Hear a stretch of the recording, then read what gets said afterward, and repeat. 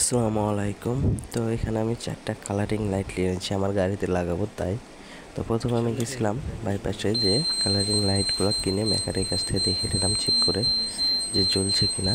তারপর আমি নিজেই কিনে নিয়ে চলে আসলাম, দিয়ে বাসাতে নিজে নিজেই সেট করেছিলাম, কারণ নিজে নিজে আমি কাজ করতে ভালো লাগে আমার, সেই কারণে।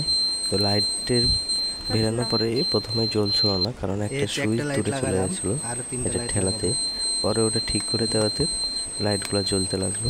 তো এইভাবে আমি 4টা লাইটই লাগাই নিলাম প্রথমে।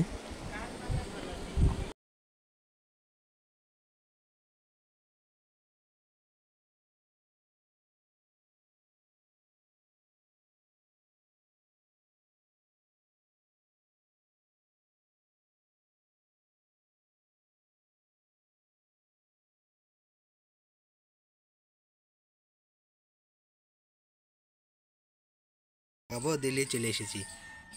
কেমন লাগছে? তারপরে সুন্দর করে দুপুরবেলায় গাড়িটাকে ধুয়ে মুছে রাখলাম, আর আবারও বৃষ্টি চলে আসলো। তো এখন চলে যাব নামাজ পড়তে। আর আজকে জুম্মার দিন ছিল, সে কারণে মডেল মসজিদে যাব নামাজ পড়তে। আর এটা হচ্ছে আমাদের উপশহর মডেল মসজিদ। এখানে আজকে নামাজ পড়লাম, আলহামদুলিল্লাহ অনেক বেশি ভালো লাগছিল মসজিদটা দেখতে এবং নামাজ পড়তে। আর অনেক মানুষ হয় এখানে, পুরো 3 তলা একদম মানুষের লোড হয়ে যায়। আর নামাজ শেষে দুপুরবেলায় ধুয়েছি, আর এই যে গাড়ির অবস্থা দেখছেন, আবার পানিতে ভিজলো। দুপুরবেলাতে কষ্ট করে ধুলাম, ঠিক করলাম গাড়ি।